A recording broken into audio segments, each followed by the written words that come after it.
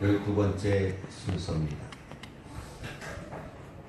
히스기야의 기도라는 제목으로 같이 말씀을 나누려고 합니다. 몇 번 말씀드렸지만은 구약의 최고의 복음 전도자 이렇게 불리는 이사야는 구세주이신 메시아의 오심을 가장 많이 예언한 구약의 선지자입니다. 또 인류 구원의 기쁨을 전한 선지자이기도 합니다. 그런데 오늘 본문에서는 뜻밖에도 이사야는 기쁜 소식이 아닌 슬픈 소식을 전하고 있습니다. 굿뉴스가 아닌 배드뉴스를 전합니다. 본문이 기록된 당시 유다의 왕은 여러분 잘 아시는 히스기야 왕이었습니다. 이 히스기야 왕은 유다의 왕 중에서 보기 드물게 선정을 베풀었던, 그래서 백성의 존경을 한 몸에 받았던 왕이었습니다. 히스기야에 대해서 자세히 기록되어 있는 열왕기하 18장 1절에서 8절 말씀을 보게 되면 히스기야 왕의 특징을 이렇게 말합니다.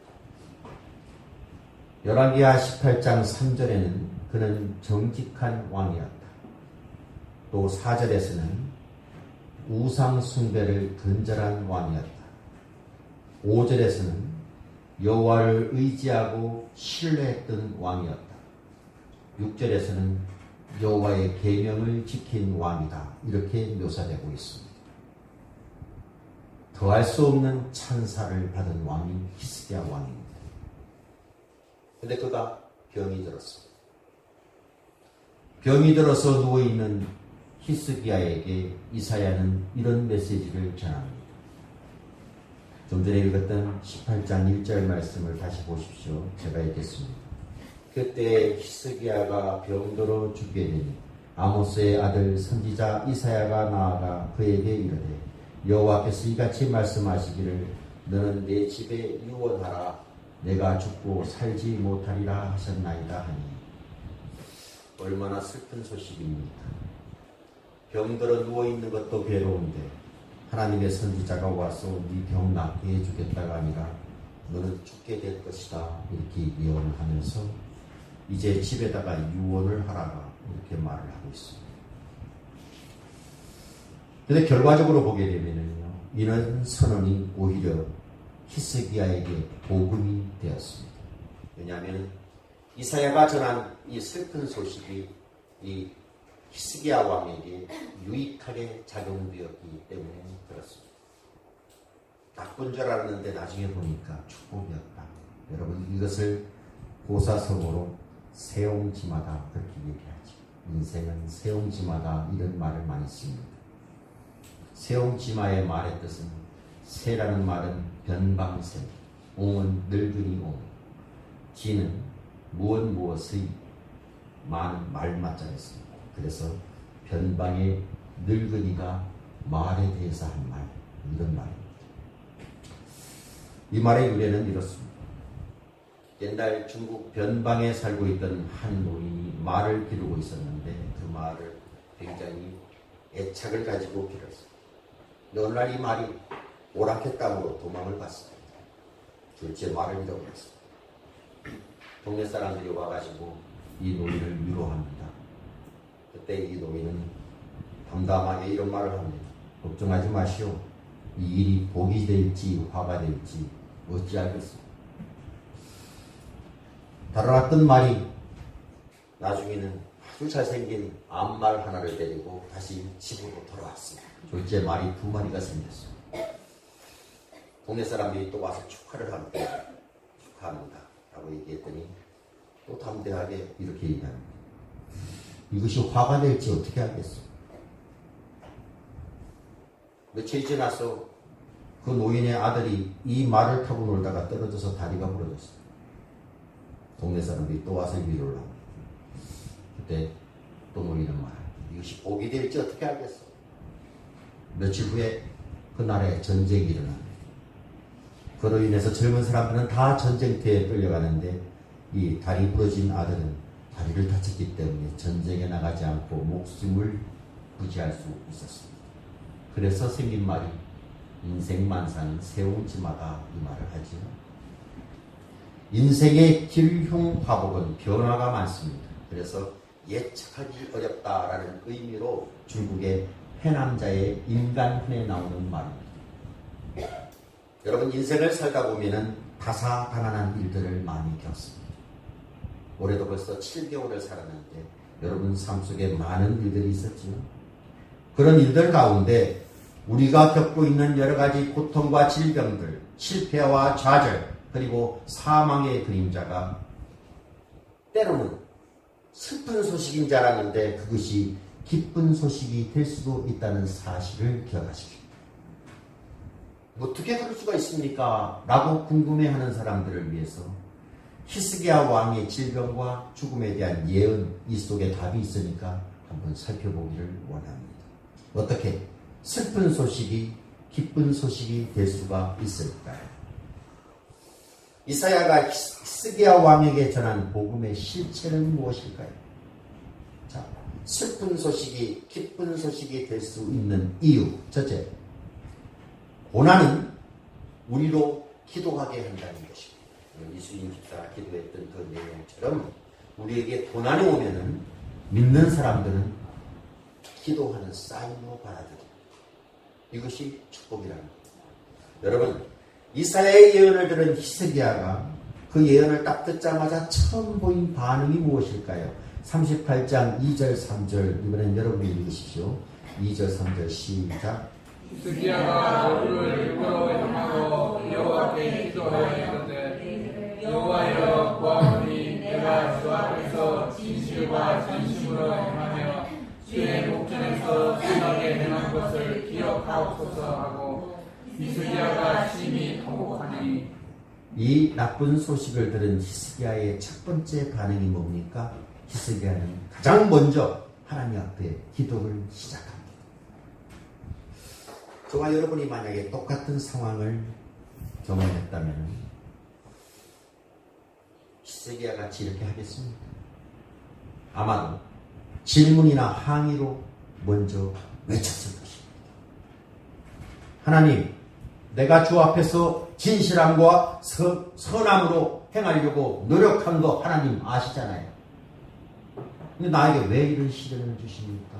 라고 질문하는 것입니다. 제가 나쁜 왕이 아니라는 것을 주님도 아시잖아요. 그런데 왜요? 왜? 라고 하나님 앞에 항의하거나 질문하는 것입니다. 게다가 그 당시에 히스기야 왕의 나이가 39살이었습니다. 히스기야는 가장 인생의 전성기에 죽는다는 이야기를 들었습니다. 내 인생이 왜 여기서 끝나야 됩니까? 라고 항의하지 않을 수가 없었을 것입니다. 여러분 히스기야를 보십시오. 부질없는 항의하지 않습니다. 질문을 앞세우기보다는 전심을 다하는 기도와 간구로 하나님 앞에 나아갑니다. 그리고 얼굴을 벽으로 향해서 하나님 앞에 기도합니다. 왜 하필 벽을 향해서 기도할까?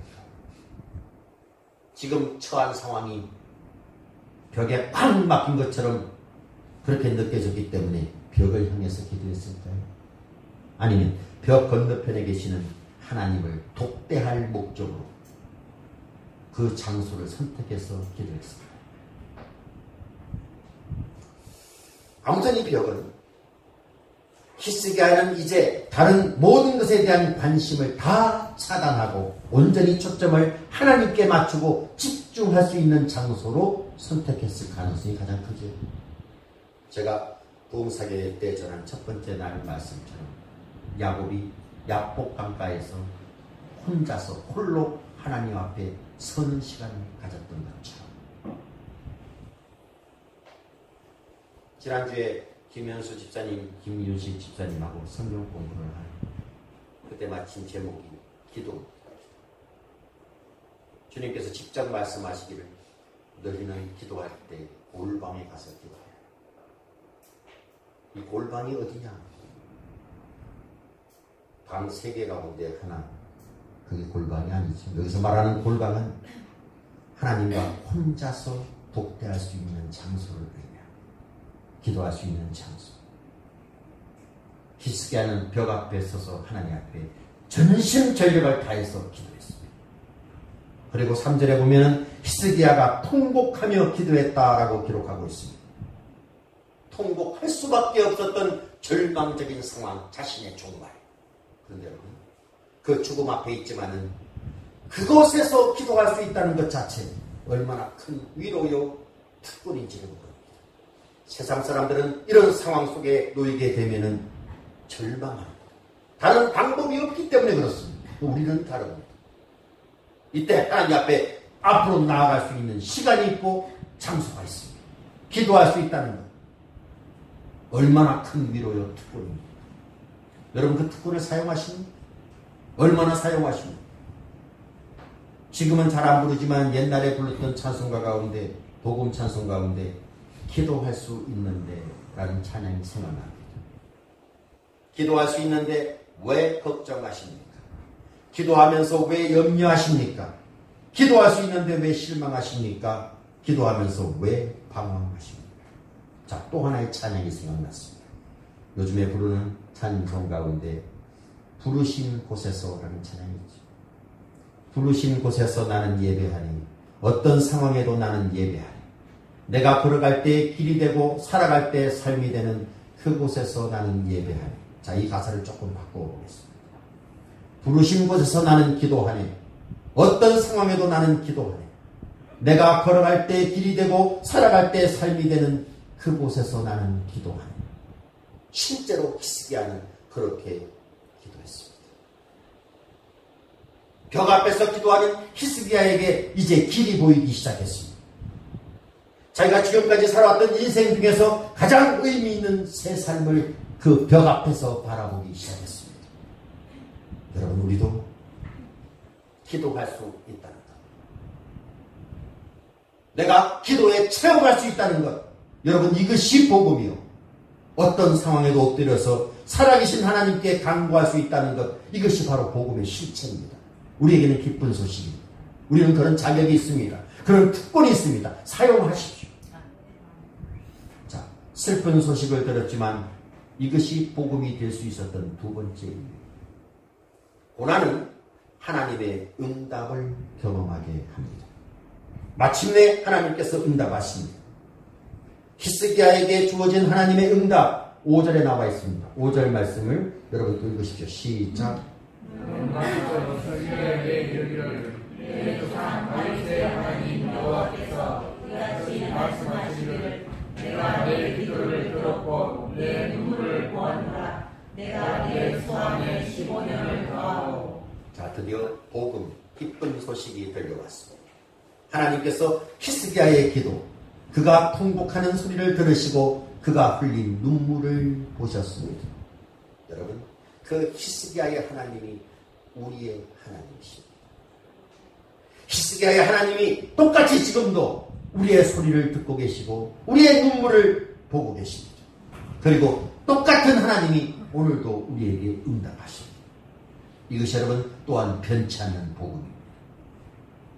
본문에 이어지는 이야기를 쭉 따라가 보면요, 이사야는 히스기야로 하여금 기도만 하라고 한 것이 아니라 나중에는 하나님께서 치료를 위해서 구체적인 처방을 내리시는데 38장 21절에 나와 있습니다. 자, 하나님의 처방이 뭡니까? 한번 봅시다. 이사야가 이르기를 한 뭉치 무화과를 가져다가 종처에 붙이면 왕이 나으리라 하였고. 그냥 싹 고쳐주셔도 되는데 방법을 일러주셔서 그렇게 하도록 만들어 놓으십니다. 여러분, 하나님께서는 말씀 한마디로 치유하시고 지금도 기적을 행하시는 그 하나님인 것을 저는 믿습니다. 근데 여러분, 하나님께서는 역사하실 때 초자연적으로만 역사하지 않고요, 초자연과 자연의 조화된 모습으로 역사하신다는 사실을 기억하십시오. 하나님의 기적과 상식의 조화, 이것으로 우리의 삶을 오늘도 간섭하고 계십니다. 어떤 사람은 기적만 믿는 사람이 있어요. 아파도 병원을 안 가고 그냥 기도만 하고 그러면 낫게 해주실 거야. 이렇게 생각하고 어떻게 보면 참 믿음이 좋은 것 같지만 여러분 그것은 올바른 신앙이 아닙니다. 자, 이빨이 너무너무 아파요. 계속 기도만 물론 역사하실 수 있어요. 그러나 어떻게 해야 돼요? 치과를 가야 됩니다. 뽑든지 씌우든지 신경치료를 하든지 의사도 하나님께서 만들어 놓으신 것입니다. 우리를 위해서 주신 것입니다. 기적을 믿는 것도 중요하지만 상식을 저버리면 우리의 신앙은 미신으로 전락됩니다. 반대로 상식만 신뢰하고 기적을 믿지 못하는 사람들, 이 사람들은 상식의 벽 앞에 탁 부딪혔을 때 좌절하고 맙니다. 따라서 상식과 기적을 함께 밸런스가 맞춰야 우리의 신앙이 건전한 신앙입니다. 옛날에 오래전 여러분 기독교인 의사가 이런 문구를 자기의 병원 앞에 딱 붙여놨어요. 요즘은 많은 의사들이 그것을 그대로 베껴서 많이 붙여놓고 있어요. 처치는 의사가 하지만 치유하는 분은 하나님이십니다. 처치는 진단과 처방이죠. 상식과 기적의 조화. 희스기야는 하나님을 믿었고 마침내 하나님께서는 응답해 주셨습니다. 이것을 경험했습니다.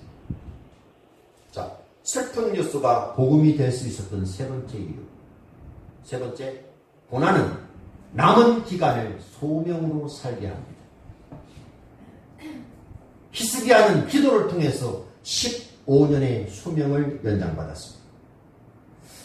여러분 죽음 앞에 선 사람을 찾아가서 방문을 하게 되면 저한테도 이런 말을 합니다. 3년만 더 살았으면 좋겠습니다. 목사님 1년만 생명을 연장해달라고 기도해 주십시오. 물론 인간의 욕심은 끝이 없어서 20년, 30년을 요구하기도 합니다. 그런데 분명히 15년이라는 생명의 연장은 하나님의 은혜요 축복이 아닐 수가 없습니다. 하나님께서 왜 히스기야에게 15년을 더해 주셨을까요? 연장시켜 주셨을까요? 그냥 이 땅에서 오래 살다 오라고 하나님께서 주셨을까요? 아닙니다. 히스기야를 통해서 하나님이 하실 일이 있기 때문에 15년 연장을 주셨습니다.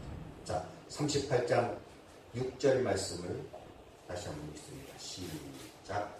너와 이 성을 아수르 왕의 손에서 건져내겠고 내가 또 이 성을 보호하리라. 하나님께서 히스기야를 통해서 하시려고 하는 일이 뭐냐? 예루살렘과 유다를 아수르의 침략에서 구원하고자 하셨습니다. 아수르 왕 사네립은 북왕국 이스라엘을 BC 721년에 이미 멸망을 시켰습니다. 그런데 남왕국 유다는 끈질긴 저항을 계속하고 있었을 때였습니다. 이 침략의 위험에서 하나님께서는 유다와 예루살렘을 지키고자 하나님은 히스기야 왕을 쓰시기로 작정을 하셨던 것입니다. 여러분, 우리가 단지 오래만 산다면 무슨 의미가 있겠습니까? 내 생명이 다할 때까지 후회 없이 하나님께서 맡겨놓으신 일을 내가 해나가는 것, 이것이 가장 중요합니다. 우리 그리스도인들에게 사명 있는 자들은 절대로 죽지를 않습니다. 사명을 붙들고 있으면 죽고 싶어도 못 죽어요. 하나님 그 일을 이루어 놓아야 되기 때문에. 아프리카 밀림의 선교사였던 리빙스턴은 삶의 위기가 자기에게 닥칠 때마다 이런 고백을 했다고 합니다. 나의 사명이 다할 때까지 나는 절대로 죽지 않는다. 여러분, 사명을 붙드십시오. 장수하고 싶다면 사명을 붙들면 됩니다. 내가 주를 위해서 해야 될 사명, 이것을 붙들고 있으면 그 사람 건강하게 오래 삽니다. 그것을 하나님은 이루어야 되기 때문에 그렇습니다. 미국의 존경받는 전 대통령이자 퇴임 후에 더 존경받고 있는 신내교 신자 지미 카터 아시죠? 1년 전에 이분의 소식이 들려졌을 때 제가 많이 기뻐했습니다. 그 전에 간암에 걸려가지고 암세포가 4가지 전이 되어서 수술이 불가피하게 되었습니다. 그리고 수술을 해도 별 희망이 없었습니다. 수술실에 들어갈 때 기자들이 질문한 내용이 인터넷에 다 떴습니다. 기자들이 물었습니다. 심정이 어떻습니까? 전 대통령이 그랬더니 카터가 하는 말, 나의 미래는 내가 예배하는 하나님의 손 아래 있습니다. 내 마음은 지금 너무나 평안합니다. 어떤 일이 일어날지 그것은 내가 지금 아무 상관이 없이 나는 준비되어 있기 때문에 그렇습니다. 그리고 나는 영원한 모험을 기다리고 있습니다. 이렇게 말하면서 이렇게 말합니다. 내가 혹시 하나님의 은혜로 조금 더 살 수 있다면 나는 젊은 청년 시절에 내 고향 마라나타 침례교회에서 하나님께 언약하고 서약했던 일, 나는 평생의 주일학교 교사로서 하나님 앞에 헌신하는 일에 최선을 다하고 싶습니다. 남은 인생에 하나님께서 허락하셔서 몇 년을 더 살지 허락하신다면 그 일에 보람을 두고 살겠습니다. 카터는 그때부터 대통령 기간, 재임 기간 동안에도 주일만 되면 여기를 가서 성경 공부를 가르치고 지금까지 계속해서 가르칩니다. 그 교회는 작은 교회지만 카터가 성경 공부 가르치는 그 모습을 보기 위해서 수많은 방문객들로 북적북적했답니다. 지금도 그렇다고. 근데 그 후에 카터의 수술이 성공적으로 기적적으로 끝이 나고 암에서 깨끗하게 해방됐다는 소식이 2015년 12월 6일 날 들려왔습니다. 이 소식은 그를 존경하는 수많은 사람들에게 큰 기쁨을 안겨주었습니다. 그런데 그 치유 소식이 발표된 지 딱 2주 만에 카터의 손자인 제레미 카터가 나이 28살에 세상을 떠났다는 소식이 주일 아침에 전해졌습니다. 아까 말했던 세용지마하고 비슷하지. 카터가 출석하는 그 교회는 이른 아침에 이 소식을 접하고 담임 목사가 듣고 목사님은 카터에게 전화를 했습니다. 오늘은 그 어려운 일을 당하셨으니까 성경 공부 취소할까요? 그것이 낫겠지요? 물었습니다. 그때 카터가 대답을 합니다. 아닙니다. 내가 한 가지 일을 처리하기 때문에 조금 늦지만 그대로 하겠다고 전해주세요. 다만 조금 늦겠다고 전해주세요. 주일학교에 20분 늦게 도착해서 지각한 것에 대해서 양해를 구하고 자신과 가족을 위한 기도를 부탁한 후에 그날도 어김없이 성경 공부를 가르쳤다고 합니다. 이런 말씀으로 그 성경 공부를 마무리했다고 합니다. 베드로전서 1장 24절 25절 말씀을 읽고 모든 육체는 풀과 같고 그 모든 영광은 풀의 꽃과 같으니 풀은 마르고 꽃은 떨어지되 오직 주의 말씀은 세세토록 있더라. 그리고 이런 말을 합니다. 여러분, 이 영원하신 하나님 말씀을 붙들고 자신에게 주어진 사명을 최선을 다하는 한 주가 되십시오. 주님은 신실하십니다. 주님은 주님의 뜻을 반드시 이루실 것입니다. 라고 성경 공부를 끝냈다고 합니다. 여러분, 이 당당함 어디에서 올까요? 병이 치료받았다는 것 이상으로 기적스러운 것은 바로 이러한 모습을 보였다는 것이 기적 아닙니다. 그 카터의 하나님이 우리 하나님이십니다. 그분이 우리의 주님이십니다. 그렇다면 여러분, 우리도 사명을 붙들고 사십시오. 하나님이 기뻐하시는 일이 무엇인가? 나에게 맡기신 것이 무엇인가? 내가 기관장으로서, 목자로서, 한 교회의 직분자로서 하나님이 나에게 맡겨놓으신 것이 무엇인가? 이것을 붙들고 살 때 그 사람은 하나님이 절대로 데려가지 않습니다. 그 사명을 이루어야 됩니다.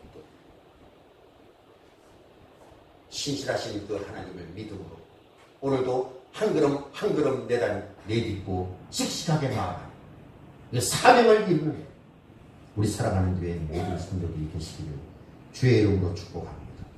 기도하십시다. 사랑의 하나님, 저희들이 어떠한 어려움이 있을지라 저희들 절대 걱정하지 않습니다. 저희들에게는 기도할 수 있는 특권이 있음을 하나님 믿기 때문에 그렇습니다. 주의 자녀들에게 슬픈 소식은 기쁜 소식으로 변할 수 있음을 하나님 말씀을 통해서 배웠습니다. 주여, 저희들이 이 땅에 살면서 주님께 받은 사명을 이루기 위해 하루하루를 최선을 다해서 살아가는 저희를 되게 하여 주시고 신실하신 주님 그분이 우리 아버지임을 기억하면서 살아갈 수 있도록 하나님 도와주옵소서. 예수님의 이름으로 기도드리옵나이다. 아멘.